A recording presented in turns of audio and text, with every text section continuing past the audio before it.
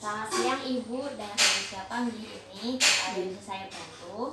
Ibu Siti Masroah. Oh baik, Ibu Siti Masroah, biasa dipanggil siapa Ibu? Buroah. Buroah, ya sebelumnya perkenalkan dulu, saya Nabila, ahli gizi yang bertugas di sini ya Ibu.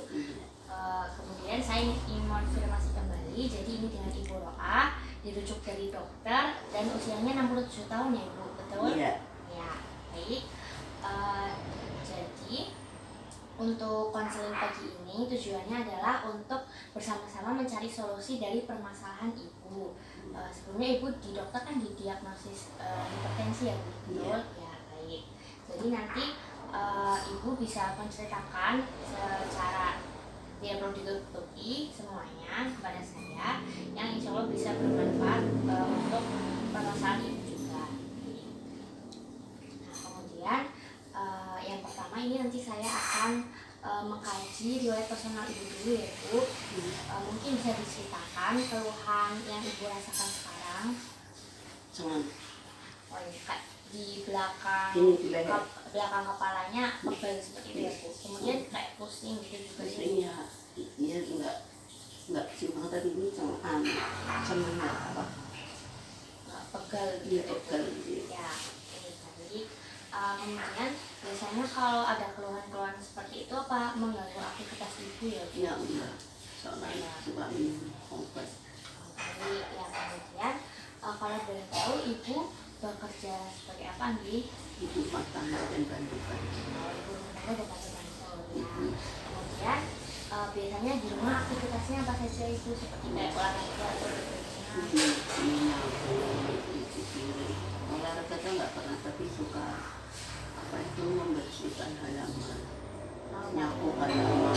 Kalian jalan-jalan seperti itu? Iya kan nyapu sambil jalan-jalan. Oh ya, seperti aktivitas baik Ibu. Kemudian kalau riwayat penyakit Ibu yang selain hipertensi atau riwayat penyakit keluarga, apakah ada atau tidak Ibu? Apa suami apa? Ya. Kalau suami diabetes. Oh begitu. Tapi kalau riwayat penyakit Ibu yang lain tidak ada? Enggak ada. Ya, baik. Kemudian untuk saat ini obat hipertensi yang dikonsumsi apa ya Ibu? Amlodipin 5 5 mili. Biasanya Ibu konsumsi Setiap malam. setiap malam. Satu. Ibu. Kemudian apakah sebelumnya Ibu pernah ini Ibu berkonsultasi mengenai hipertensi? Enggak. Oh belum pernah. Baik Ibu. Kalau begitu nanti kita akan mulai konsultasi dari awal kembali ya Ibu. Dan ini saya juga akan bertanya-tanya mengenai makanan apa saja yang biasanya Ibu konsumsi sehari-hari. Mungkin bisa Ibu ceritakan ya nanti Ibu. Jadi biasanya Ibu apakah ada makanan tertentu yang disukai mungkin? Semua makanan suka. Sebenarnya suka Ibu. Yang tidak suka ikan asin. Tidak suka ikan asin. Menimbulkan darah tinggi. Iya, soalnya asin ya Bu. Iya. Banyak garamnya. Jadi enak tapi menghindari. Ya, betul Bu, Ibu itu sudah bagus ya Ibu. Oh ya, kemudian biasanya kalau di rumah makannya apa saja Ibu? Nasi, sayuran, tahu tempe. Sayur, tahu tempe. Baik, kalau nasi biasanya berapa? Satu centong. Ya. Kalau sayurnya biasanya sayur apa saja Ibu? Macam terong, macam-macam. Biasanya dimasaknya dalam bentuk apa? Tumis. Ditumis ya. Kemudian untuk lauknya ada tempe tahu ya Ibu. Biasanya diapakan Ibu tempe tahunya? Lagi apa? Digoreng. Ya enggak diembes. Oh diembes ya.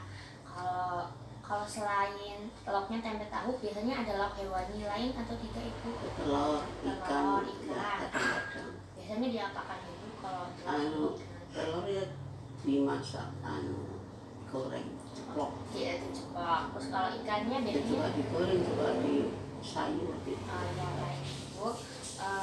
Kemudian kalau ini Ibu minumannya biasanya Ibu suka mau? Ya suka minum air putih, kadang-kadang juga ngopi, juga ngeteh gitu. Baik Ibu. Kemudian selain sayuran apa Ibu suka makan buah-buahan juga? Mungkin bisa disebut Pepaya, pisang. pisang. Iya itu yang rutin. Baik. Yang sama pisang, lainnya jeruk ya kalang-kalang. Tapi yang seringnya papaya sama pisang. Ya, biasanya diapakan ibu, di jus atau Enggak, dimakan potong-potong biasa saja? ya. Ya. Kemudian oh ya, untuk jajanan apa yang kira-kira ibu suka makan ya? Lainnya yang gurih-gurih, keripik kayak garam ini. Kayak keripik begitu Iya ya gitu, ibu. iya. Ya, baik.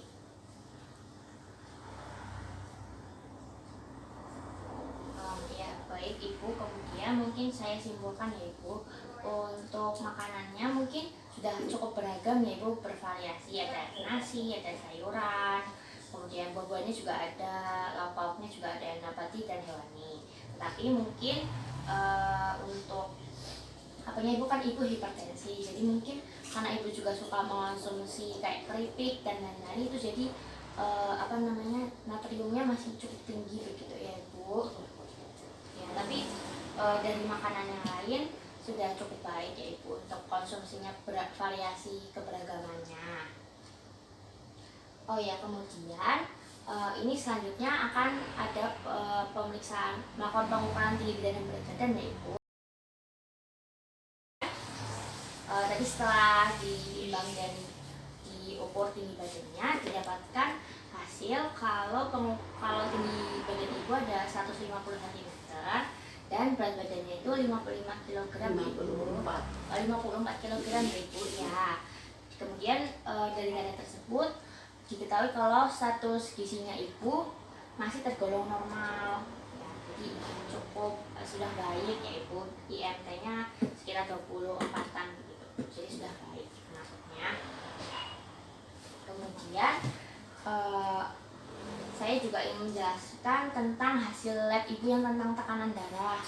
Darahnya Ya, kemarin 158 ya 158 per 82. Baik ibu, dari hasil tekanan darah ibu 158 per 82 memang masih tergolong cukup tinggi ya ibu. Kalau untuk kadarnya kan 120 per 80 gitu ibu, jadi masih cukup tinggi, dan mungkin itu yang menyebabkan ibu merasa pusing dan pegal di belakang lehernya, kaku gitu ya ibu. Padahal kan mengonsumsi amlodipin. Iya.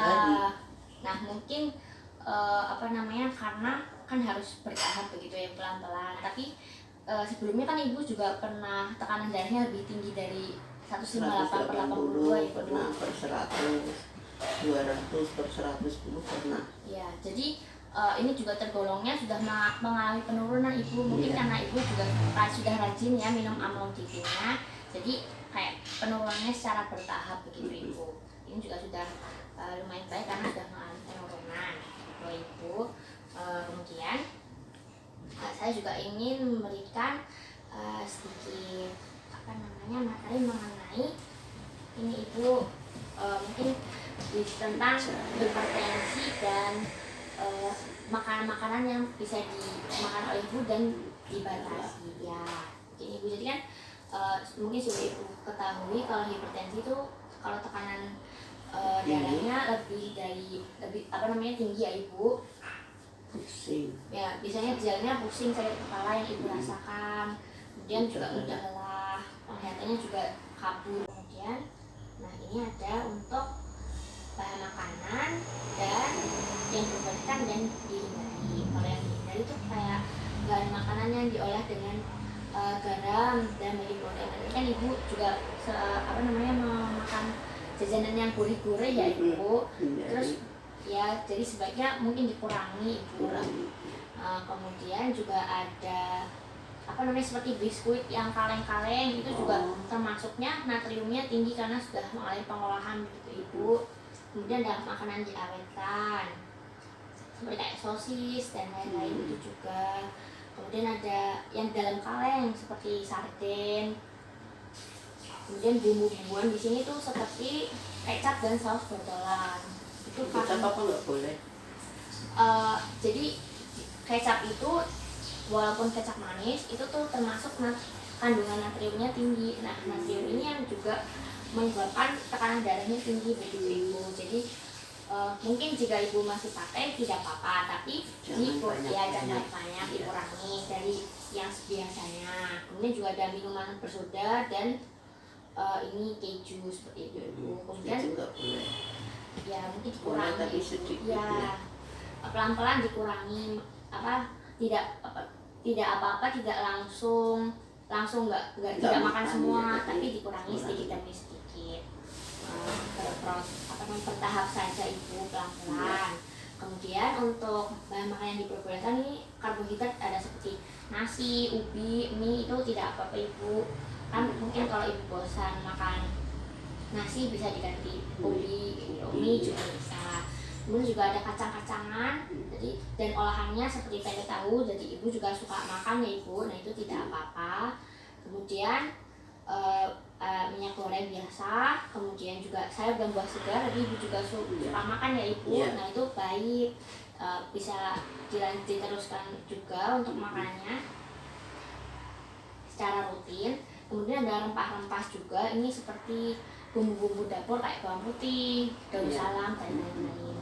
Nah kemudian mungkin kan karena selain itu juga penggunaan garam sehari-harinya juga sebaiknya mungkin dikurangi ya ibu. Jangan asin-asin masaknya ya. Ya betul, jadi mungkin sehari itu bisa 1 sendok teh saja, sekitar 5 gram.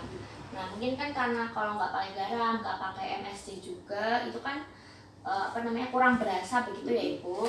Nah mungkin nanti bisa ditambahkan dengan bumbu-bumbu dapur yang rempah-rempah itu ibu, untuk menambah rasa dari makanan. Kemudian juga proses memasak seperti menumis, seperti menggoreng, merebus, itu juga termasuk sudah menambah rasa seperti itu ibu. Jadi walaupun misalnya penggunaan garam dan MSG-nya sedikit, masih memiliki rasa begitu ya ibu. Nah kemudian ini juga saya ada merekomendasikan menu mungkin biar tidak bosan ya ibu dalam makan sehari-hari. Nanti bisa diikuti dan nanti mungkin bisa dimodifikasi.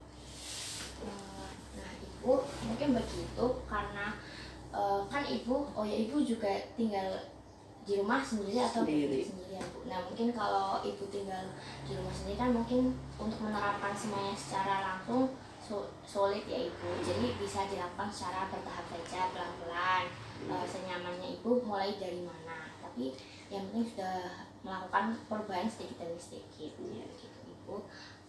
Kira-kira untuk yang bisa saya sampaikan itu ibu. Apa ibu mungkin ada pertanyaan?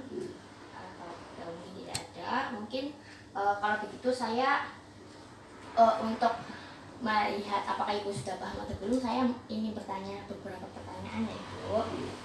Nah pertanyaannya mungkin tadi kan saya menyebutkan garam untuk dalam sehari. Nah itu berapa yang sebaiknya dikonsumsi ibu? Ya betul, 1 sendok teh atau 5 gram ibu, sudah betul. Kemudian saya juga ingin satu pertanyaan lagi. Jadi kan ada saya sebutkan makanan-makanan yang sebaiknya dihindari ibu. Nah coba ibu sebutkan beberapa yang makanan kaleng seperti sarden, minuman bersoda. Ya betul. Yang satu lagi keju. Ya betul ibu, betul sekali. Baik, kalau dari tadi yang saya tanyakan ibu sudah cukup paham ya ibu. Nah mungkin kalau begitu, kalau misalnya sudah ada tidak ada yang ditanyakan lagi oleh ibu, mungkin sekitar 2 minggu lagi kita bisa perjanjian lagi ya ibu untuk bertemu. Nanti mungkin di jam yang sama saja biar ibu mudah untuk melihat bagaimana perkembangan ibu, seperti penerapan makanannya dan lain-lain, yaitu mulai perkembangannya. Nanti kalau misalnya ibu ada kesulitan, saya akan memberikan nomor WhatsApp saya, jadi ibu bisa langsung menghubungi saya ibu. Juga kalau mungkin waktunya kurang pas juga bisa langsung menghubungi saya. Kalau begitu mungkin begitu saja ibu. Terima kasih ibu. Ya sama-sama.